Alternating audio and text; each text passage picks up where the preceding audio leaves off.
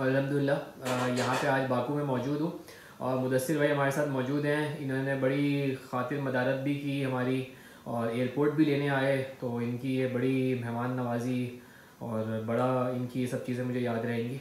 और मुदस्सिर भाई आप ज़रा बताइएगा बाकू के बारे में कि जी बाकू जो है वो एज़ कम्पेयर टू दुबई, अगर हम अकोमोडेशन और रिहाइश और सब चीज़ों पे कंपेयर करें तो दुबई और बाकू में क्या डिफरेंस है? और आप दुबई छोड़ कर आए हैं आपने बताया। तो सबसे पहले ये बहुत बड़ी खुशी हुई कि आप आए, आपसे मुलाकात हुई। कुछ भी नहीं किया आपके लिए यार, सिर्फ एयरपोर्ट आए यार बस। ये तो हमारा हक बनता था। तो दुबई की निस्बत से अगर बाकू को देखा जाए तो बाकू दुबई की निस्बत से बहुत ही सस्ता है। अच्छा।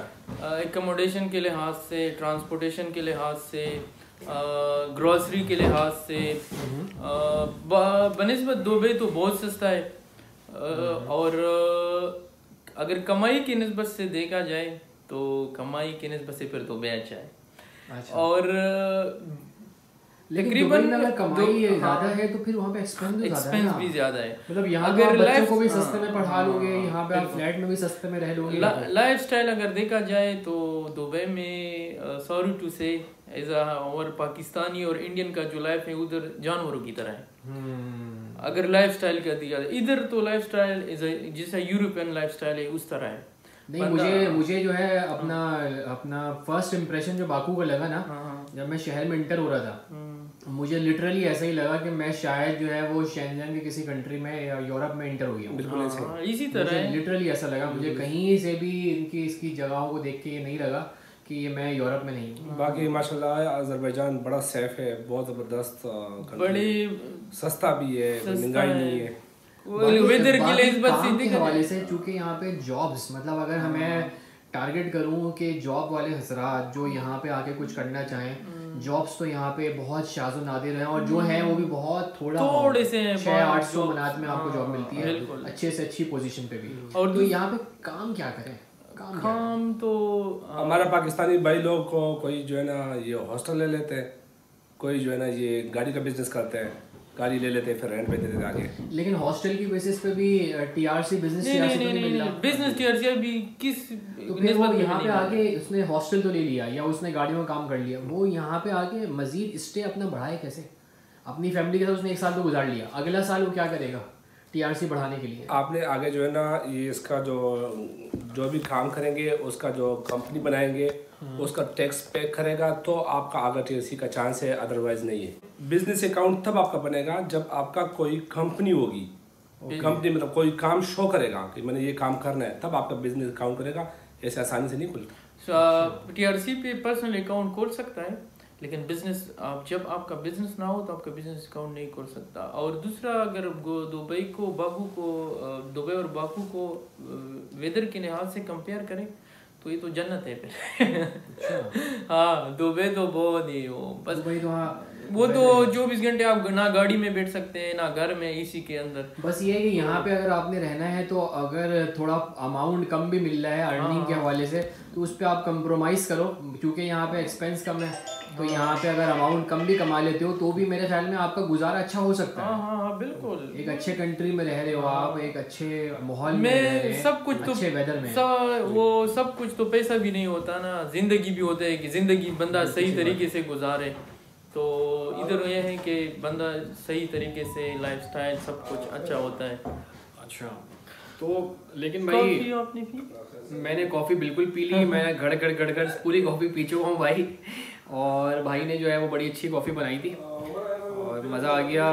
दूध बड़ा टाइट था, मतलब हाँ दूध यहाँ ताज़ा में लगा के बिल्कुल ताज़ा दूध मिलता है यहाँ पर। तो भाई गोश्त भी ताज़ा मिलता है, दूध भी ताज़ा मिलता है, सब्जी भी ताज़ा मिलता है और चिकन भी ऐसी जगह है कि वहाँ पे आप ज़्यादातर यार वो जो आपने बताया था ना वो जो 10 मनात के 3 देसी मुर्गे, वो मुझे देखना है, वो वीडियो बनानी है मुझे भाई। इन्होंने बताया था 10 मनात के 3 देसी मुर्गे, अब मैं देखूँ वो हम लेते हैं 3 देसी मुर्गे आएंगे या नहीं आएंगे। 10 मनात में हम एक हफ्ते बाद 6 मुर्गियाँ लेते हैं 20 मनात पे। भाई मैंने देसी मुर्गे की जो ना कढ़ाई बनानी है, सही है, तो मैं अब इन्हीं के साथ जाऊंगा और इंशाल्लाह, देसी मुर्गा लेके, और हम मैं मेरी तरफ से दावत है भैया देसी मुर्गा। नहीं हम खिलाएंगे आप, आप मेहमान है यार। नहीं कोई मेहमान नहीं है भाई, कोई मसला नहीं है, एंजॉय करने आए, एंजॉय करेंगे इंशाल्लाह। सही है ना। अच्छा, और बाकी यहाँ पे एक बंदे का जो महीने का जो खर्चा है, मतलब एक अगर बैचलर बंदा आता है तो कितना खर्चा हो जाता है? एवरेज 300। जब हाँ मैं आया था पहली दफ़ा जून में, तो मैंने जब अपना हिसाब किया था अपना एक्सपेंस, तो तकरीबन 300 एवरेज। 300। हाँ, बाकी जब शेयरिंग में होते हैं तो फिर थोड़ा मुनासिब पड़ जाता है। हाँ मुनासिब पड़ जाता है। जब बंदा हॉस्टल में रहता है तो ये 300 आता है, 5 बनात खुराक का, 5 बनात रिहाइश का। तो फिर भी अगर बंदा वो इंटरनेट 350 तक जाता है, ज़्यादा नहीं जाता। और अगर शेयरिंग में रहते हैं जैसे कि हम रहते हैं, तो फिर तो कम आता है, फिर तकरीबन 250 230 इसमें सब चीज़ें शामिल होती हैं। हाँ, इलेक्ट्रिसिटी, इंटरनेट, खाना पीना सब कुछ। बेहतरीन है। बाकी आप जो बता रहे थे यहाँ पे जो मेट्रो के जो बसेस जो है, उसका किराया आपने क्या बताया था? वो 30 सेंट है। 30 सेंट 30 भाई देख लो, 30 सेंट का मतलब ये हो गया पाकिस्तानी 40 रुपए। और 40 रुपए में जो बस है ना, उस बस में मैं आपको बैठ के यहाँ घूम के आपको पूरा दिखाऊंगा। सिर्फ बस नहीं, मेट्रो में भी और बस में, दोनों में 30 सेंट है। 30 सेंट है। आप जहाँ भी जाना चाहो ना, वो इसको केपे कहते हैं यहाँ पे, सेंट को केपे। भाई ये तो मैं तो अब आज से जो है बाकू में बस में ही घूमूंगा मैंने नहीं लेनी बोल्ट शॉर्ट, मैं बस में घूमूंगा भाई।